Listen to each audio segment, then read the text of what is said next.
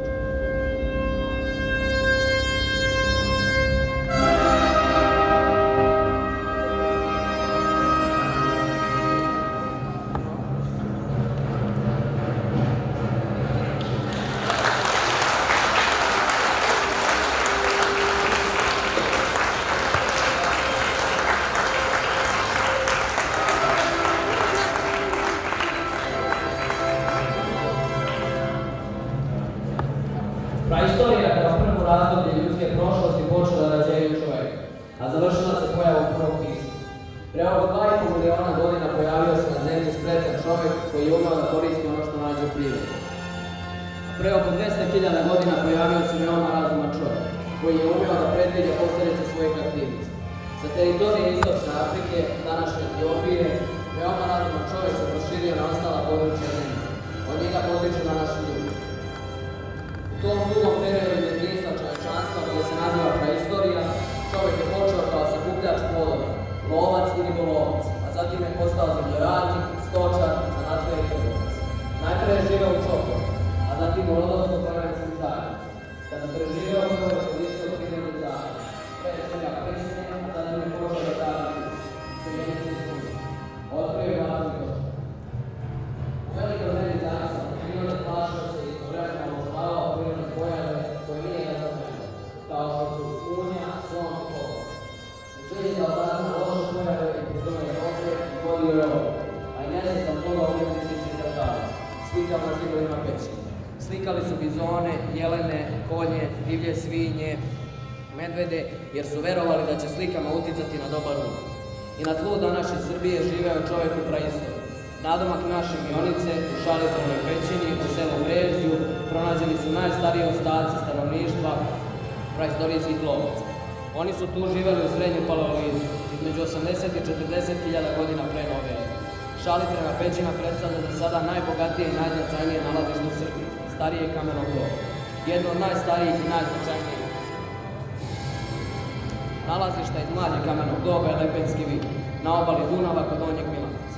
Stanovnici Lepenskog vira gradili su kolibe i crtali figure sa ribolikom glavom, kao što je figura praroditeljke, i tako stvarali umetnička dela.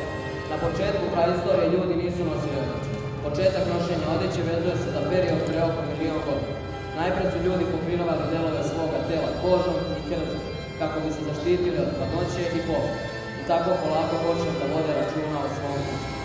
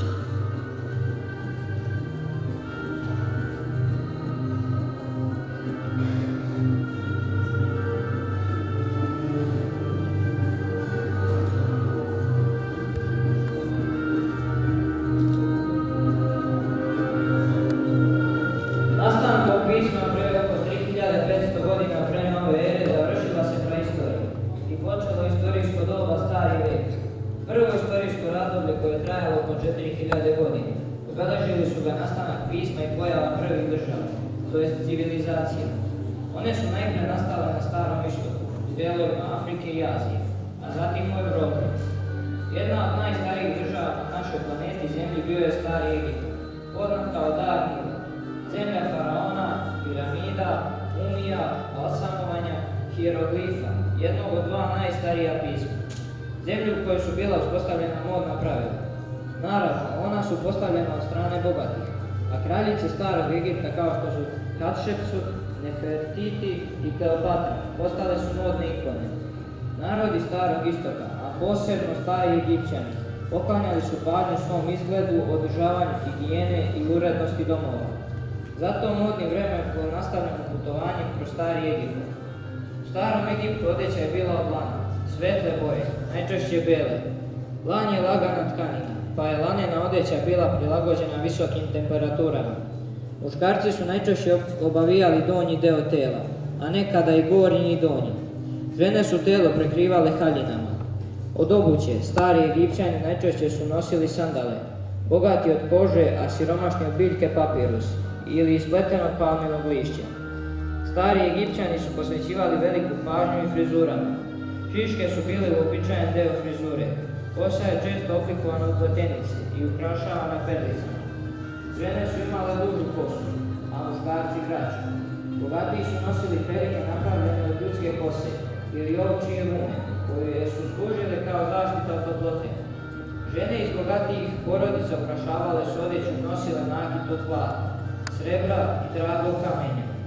Bogatiji muškarci nosili su skupocene obrvice, prstenje i narukvice na gornjem delu ruke.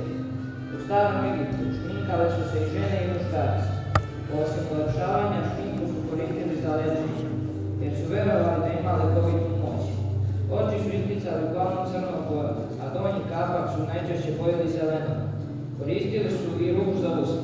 Kožu su negovali kremama i uljima, a koristili su i parfeme.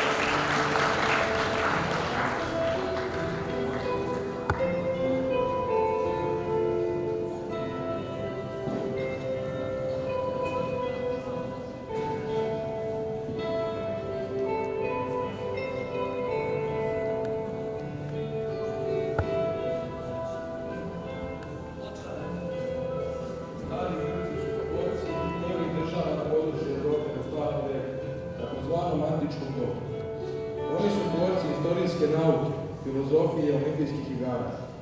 Grčki mitovi, kao i Homerovi epovi, Ilijada i Odiseja, privlače pažnju današnje generacije. Trojanski rat, koji je tema Ilijade, bio je inspiracija za američki film Troja, koji je premijerno prikazan 2004. godine. Nema značajnog pozorišta u svijetu u kome se ne izvode pozorišne predstave inspirisane grčkim tragedijama, kao što su Edip i Antigona. Stari Grci, tačnije Atinjani, bili su tvorci demokratije, državnog uređenja u kome vlada narod, što je ideali savremenog društva. Stari Grk bio je Pitagor, tvorac i danas u matematici nezaobilazne Pitagorine teoreme. Zakletvu nazvanu po najpoznatijem starogrčkom lekaru Hipokratu, ocu medicine, polažu i današnji lekari. Najveće sportsko takmičenje danas, Olimpijske igre, prvi su organizovali stari Grci 776. godine prema ere. Ono što su stari Grci podarili svijetu i alfabet, glasovno pismo kojim Grci danas pišu. Po ugledu na njega nastale su i latinica i ćirilica. Mudre misli grčki filozofi imaju neprilaznu vrednost, kao što je misao filozofa Platona. Država neće izgubiti mnogo ako obućane na pojma svom znanju. Jedino će Atinjani biti loše okube, ali ako vaspitači omladine budu rđavo ispunjavali svoje obaveze, onda će stvoriti pokoljenje neznanica i poročnih ljudi koji će propastiti budućnost dotačnog.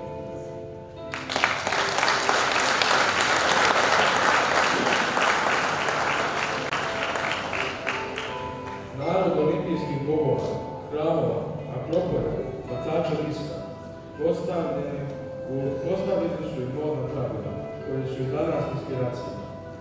Što se tiče mode u staroj Grčkoj, treba reći da se i muška i ženska odeća sastojala iz dva dela. Tunike, takozvanog kitona, i uvrtača, takozvanog iona. Izrađivane je od pune i lana. Bogati ljudi su nosili i svilenu odeću. Žene su oblačile odeću živih boja, a posebno žutu. Obuvale su sandale sa kaiševima koji su vezivale po članak. Bogate Grkinje su mogle sebi da priušti mnogo nakita i ukusa. Koristile su dosta šminke, uglavnom bijele pudre. Grkinje su bile poznate po dugoj sjajnoj kosi i punoj uvijaka koje su ukrašavale skupocene nakita.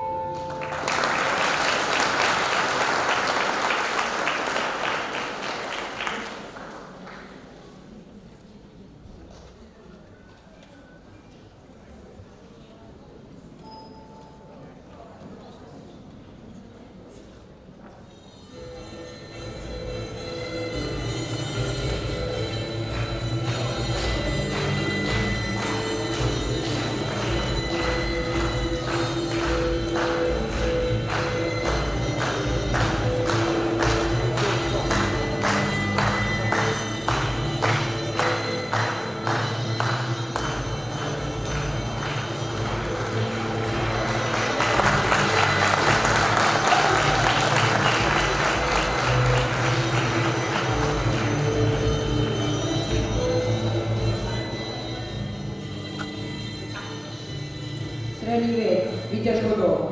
Srednji vijek je doba feudalizma, velikog utjecaja crkve, zamkova i viteških turnira. Feudalni srednji vijek je razdoblje od 5. do 15. vijeka. To je društvo oštro podijeljeno na vladajuće plemiće i počinjene petove, što su vidjeli i načinu djelovanja. Srednji vijek je često zove način, jer je nakon sjajnog i prosječnog doba antike, odnosno stare grčke režima, zbog važnog najjedno došlo nazadovanja u mnogim oblastima. Međutim, pridjev znači, nije sasvim moguće, imajući u vidu neka dostignuća vezana za pozni srednji vijek, kao što su razvoj religiozne umjetnosti i arhitekture, teologije i filozofije, nastanak prvih univerziteta, razvoj trgovine. Za Srbe i druge slovenske narode to je bilo svijetlo doba, izlaska iz praistorije i ulaska u istorijsko doba. U srednje vrijeme nastalo je prvo slovensko pismo glagoljica, a ubrzo i drugo ćirilica. U 9. vijeku, kada je nastala Gabojica, nastala je prva srpska država, koju su osnovali Vlatko Mirović, prva srpska dinastija. Tada smo počeli da primamo hrišćanstvo i sada moćne Bizantije, zbog čega smo i danas hrišćani, pravoslavci. U povodnom srednjem vijeku, za vrijeme vladanja Nemanjića, stvorena je moćna srpska država. Nemanjići su nam nasljeđe ostavili crkve i manastire, kao što su Hilandar, Studenica, Žiča, Gračanica, Stopoćan. Ostavili su nam Miroslavljevo evanđelje, Dušanov zakonik, Žitija i Svetosavlje, koje nas je kao dobri duh vodilo kroz mračna vremena porobljenosti duže više od 4 vijeka. Ali Svetosavlje je ideal kome treba i danas zatežiti.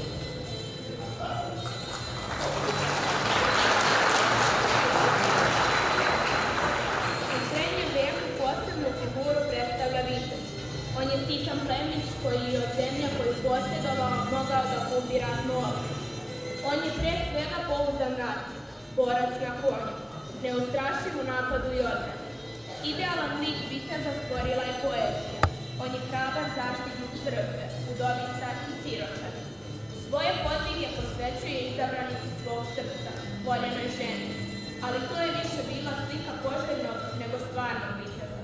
Što se tiče mode tokom srednjeg veka, način odevanja i materijali za izradu garderobe su se menjali, a najveći napredak primećuje se od 12. veka.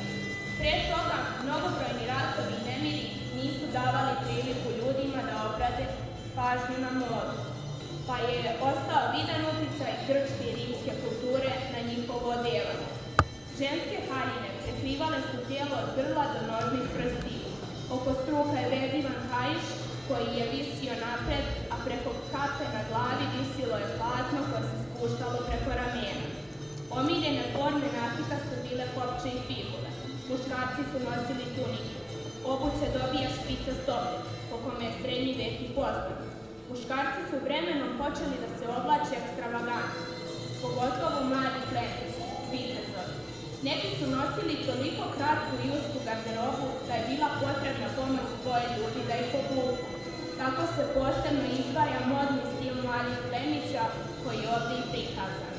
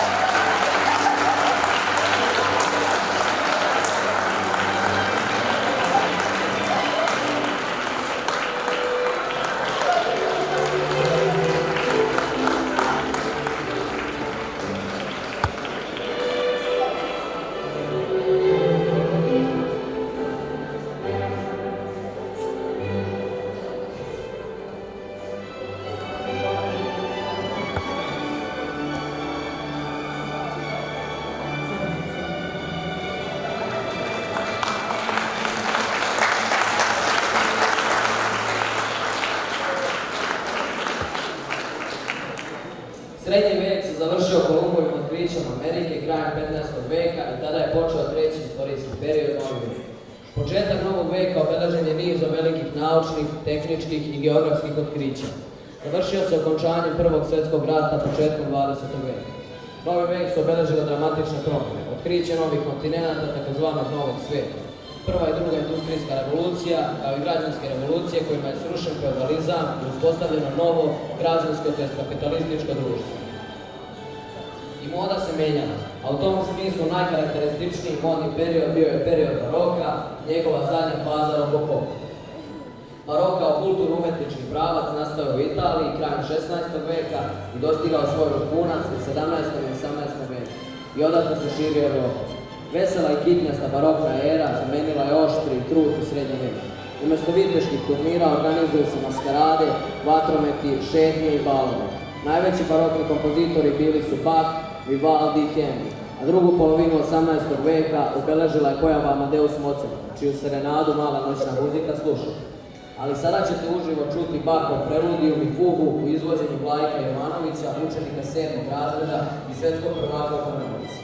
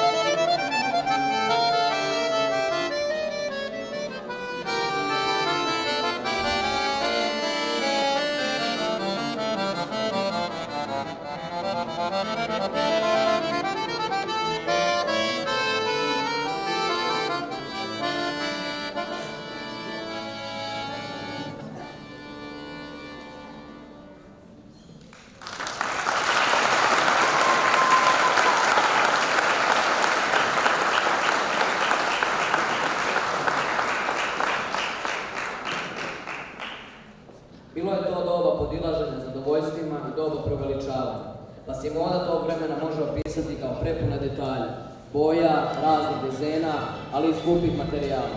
To se ne odnosi samo na žensku modu, koja se uvek posjećivala veća pažnja, već i na mušku modu, što je jako zanimljivo. Muškarci počinju da nose garderobu gotovo hitnjastiju nego žene. Rokoko kao završna faza barokne umetnosti sredinom 18. veka, kada je moda u pitanju, neverovatna ekipnost. On je predstavljao opterećenje za veću pol. Žene su morale da nose preduge korsete da bi im struk delovao što tanje, a grudi izbilo u prvi plan. Ogroman volumen haljini davala je žičana konstrukcija, koja se nosila ispod haljina, suknja, podsuknji, čime su trebali da se naglase bokovi. Žene su uvek prihvatale pravdu, sve za lepotu, ali ni muškarci nisu zaostajali u praćenju mode. Zbog svega navedenog, ovakva vrsta mode bila je dostupna samo bogatima. Pored odeće velika pažnja posvećivala se frizurama. I muškarci i žene nosili su ogromne perike, što je bio jedan od simbola visokog društva. Žene nisu mogle da zamisle pojavljivanje pred drugima bez debelog sloja pudera i veštačkih mladeža. Tu su bili veliki šeširi, pa se čovjek pita kako je sve to moglo da stoji na glavi. Ali sve za lepotu. Iako nas dosta vremena deli od ovoga stila, on je i dan danas inspiracija nekim kreatorima visoke mode.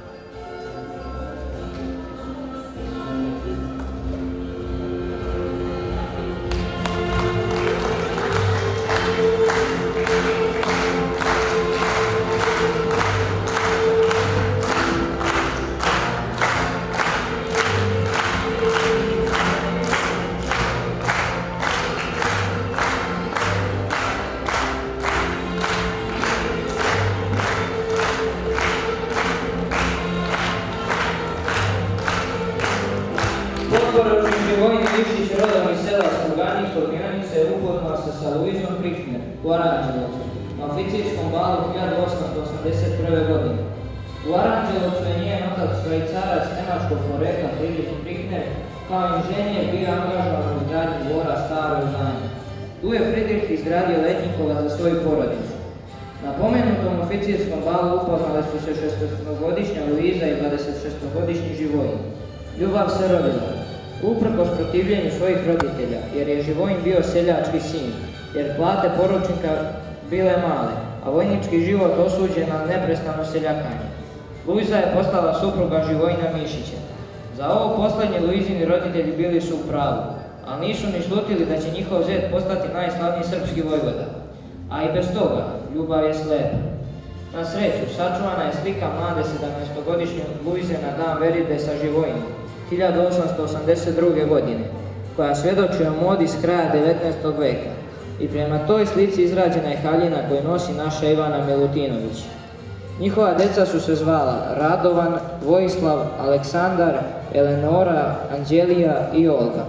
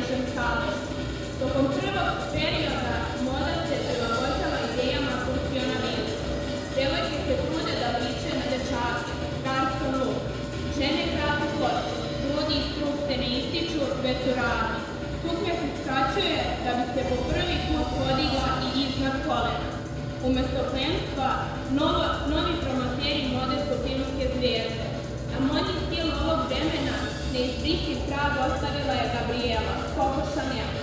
Ona prva postaje svesna činjenice da u njenoj klijenteli ima žena, koje rade i za njih kreira odeću pomodnu zaaktivan život.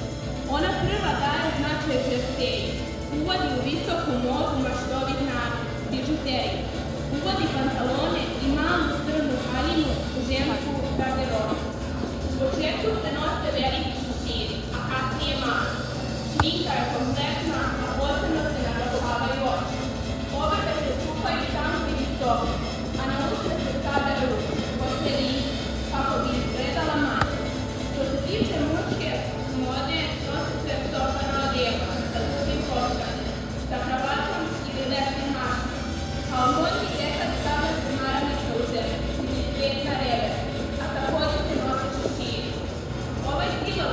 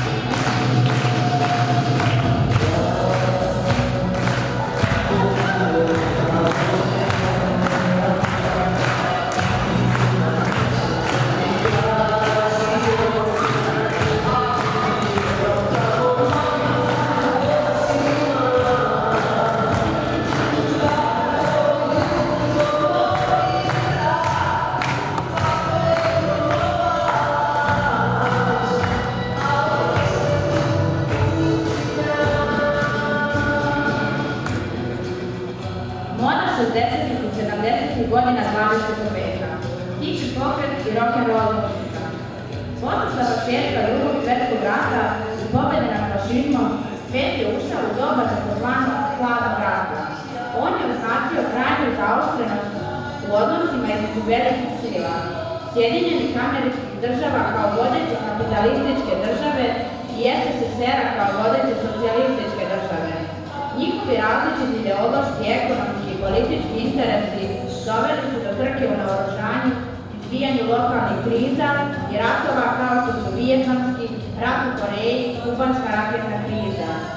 Stalno je postojala opasnost od izbijanja Novog svjetskog rata, kako radi prestiža, tako i radi sticanja vojne prednosti. Hladni rat je doprineo razvoju nauke i osvajanju svemira kroz trku za svemir. Kao reakcija na hladno-ratovske sukobe, čije su posljedice bile vijetnamski rat, kao i okupacija Čehoslovačke od strane SSSR-a.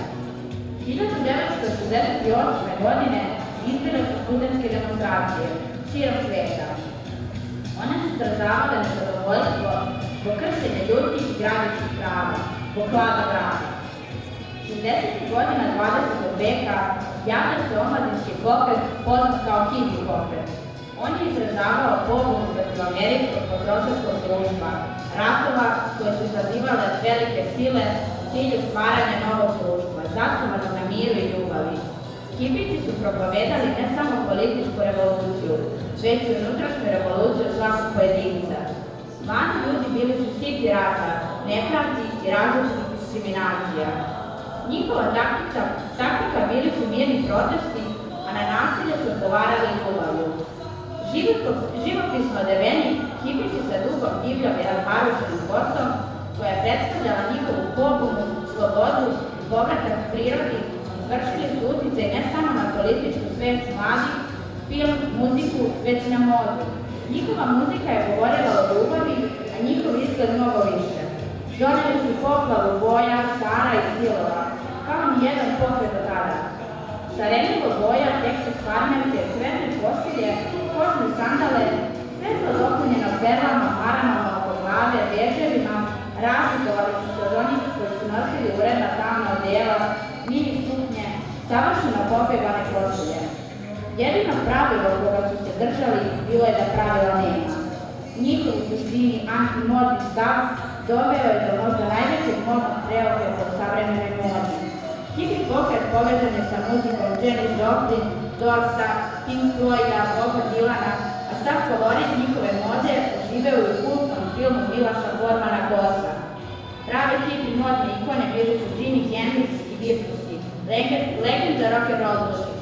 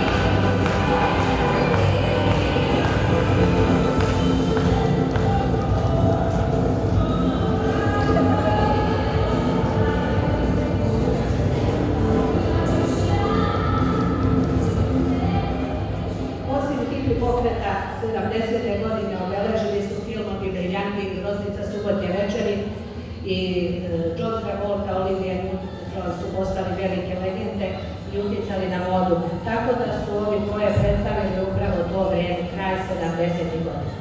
A mislim za kraj ove naše promocije modnog vremeplova imamo jedno malo iznenađenje. Predlog za školsku uniformu.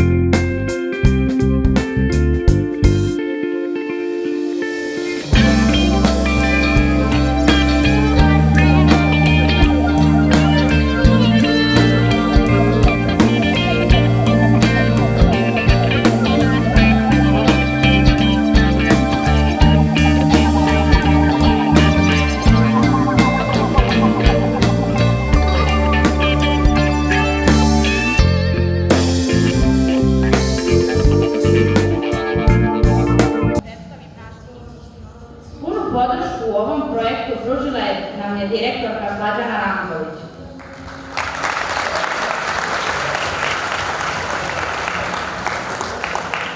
Tehničku podršku na čelu sa nastavnicom Ivanom Višić pružili su sljedeći učenici: Đorđe Kolarević,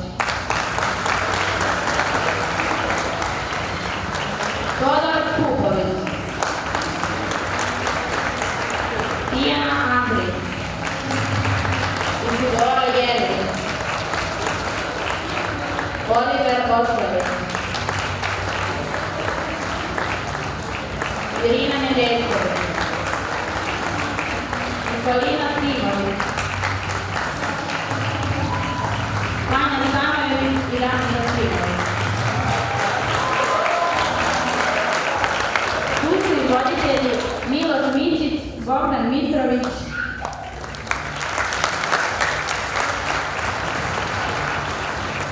Nikolina Simović, Marko Milinović, David Todorić i Ranko Simović.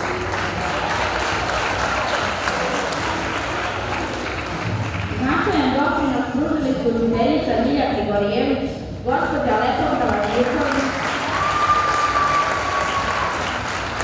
strojačica Jelena Đurić koja je sačila haljinu Luis Miš prema originalnoj fotografiji i nastavnica Marija Đokić.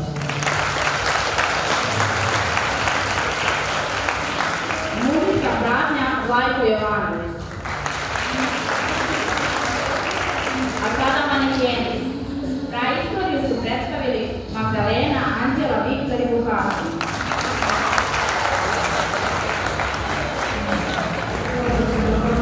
Stari Egipat, Udina i Mladine.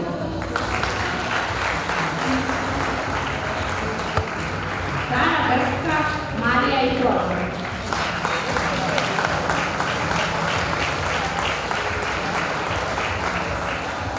Viteško doba, Đurđa i Marko. Rokoko i Barok, Jovana i Luka.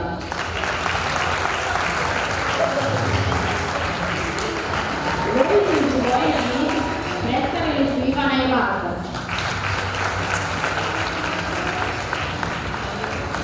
Modlični su dva svetska rata, trio Nikola, Jovana i Nina.